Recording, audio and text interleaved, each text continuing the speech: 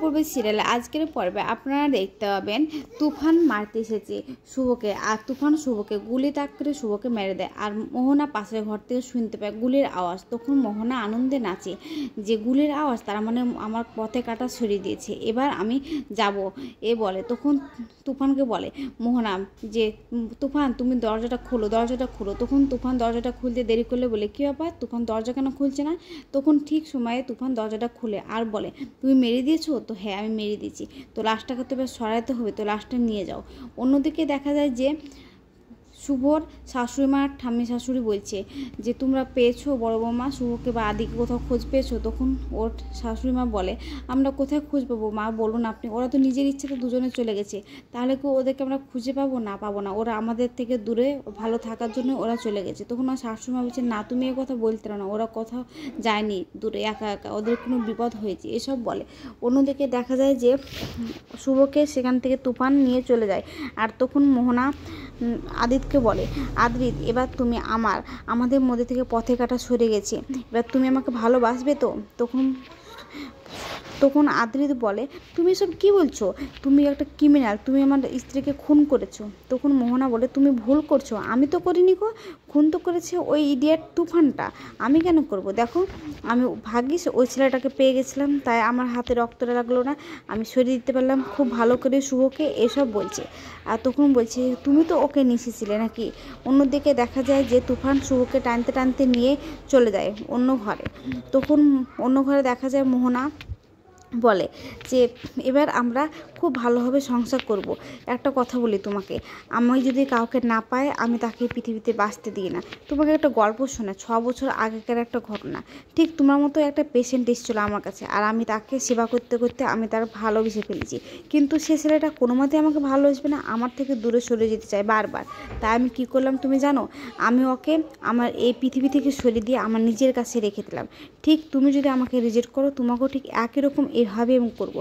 তাই শুভকে আমাদের দুজনের মধ্যে সরিয়ে দিলাম, এবার তুমি আর আমি দুজনেই সংসার করবো। তাই তখন আদ্রিত বলে কিছুতেই না, কখনো নাই, শুভ পৃথিবীতে থাকলেও আমি শুভকে ভালোবাসি, শুভ মরে গেলেও আমি শুভকে ভালোবাসি, শুভ ছাড়া আমি কখনো কাউকে ভালোবাসবো না, আমি তোমাকেও না।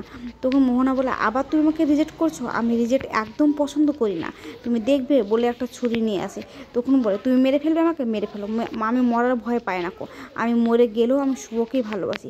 ঠিক তখন মোহনা ছুরিটা পেটে মারতে গেলে শুভ চলে আসে আর এসে মোহনার মাথায় মারে। তখন মোহনা বলে চিৎকার করে কে আমাকে মারলো? তখন ঘুরে দেখে শুভ। তখন বলে না কিছুতেই এটা হতে পারে না, তুমি তো মারা গেছো শুভলক্ষ্মী, তুমি এখানে কী করে আসলে? তখন শুভ বলে না আমি মারিনি আমি মরলে তোমাকে কে ধ্বংস করবে? তোমাকে ধ্বংস করার জন্য আমি ঠিক আছি, আমি তোমাকে মেরে ফেলবো এবার, তাই বলে মারতে লাগে। তখন বলে না তুমি মারতে পারবে না আমাকে। তখন শুভ বলে তোমার খেলা আর খেলার মাঠ সবটাই আমার হাতে চলে এসেছি, তুমি চিন্তা করো না, তুমি কিছুতেই এখন আমার কাছ থেকে আর যেতে পারবে না। তখন মোহনা আদিতকে বলে, আর আদিত মোহনাকে বলে যে কি দেখলে তো কার খেলা কার দিকে ঘুরে যায়, তা তুমি বলেছিলে না আমাকে মেরে তোমার জীবনে রেখে দেবে, কিন্তু না পারলে না, তাই বলে। তখন শুভ বলে দেখো এবার তোমাকে আমি কী সাহায্য করি, বলে শুভ মোহনাকে মারতে লাগে। তখন মোহনা বলে হাত জোর করছি তুমি আমাকে মেরো না, আমি বলছি তোমাদের দুজনের মধ্যে থেকে আমি চলে যাব সারা জীবনের মতো। তখন শুভ বলে না তোমাকে বারবার আমি সুযোগ দিয়েছি, কিন্তু আমি আর সুযোগ দেবো না। তখন মোহনা বলে হাত জোর করছি আমি চলে যাবো, সত্যি বলছি। তখন শুভ বলে না আমি কি ভুল করেছি জানো, আর আমার থেকে ভুল করেছে আদ্রিত, কারণ তোমাকে বিশ্বাস করে তোমার প্রাণ বেঁচে ছিল বলে বন্ধুত্ব হাত বাড়িয়ে দিয়েছিল, ও বারবার তোমার প্রতি কৃতজ্ঞতা বোধ দেখিয়েছে, কিন্তু না।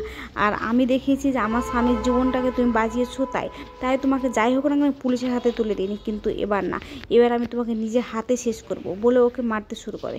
তখন বলে না তুমি আমাকে মারতে পারবে না, তুমি যতই মারো না কেন আমি আবার ফিরে আসবো, এসব বলে।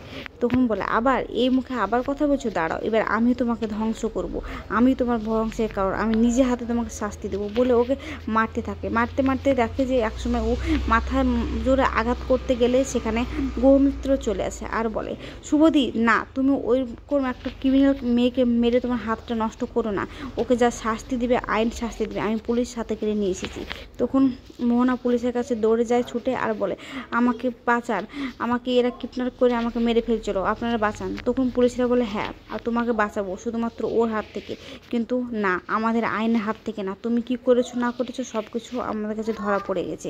আগাম পর্বে দেখা যায় যে আদ্রিতের বাড়িতে পুলিশ যায়, আদ্রিতকে বলে তুমি এই চোখের সামনে থেকে আমাদের চোখে ধুলো দিচ্ছ, এবার না, এবার ধুলো দিতে পারবে না। অন্যদিকে দেখা যায় তুফান এসে কৃষককে চুরি করে নিয়ে ঘর থেকে পালিয়ে যাচ্ছে। এবার কি হবে গৃহপ্রবেশে দেখতে থাকুন।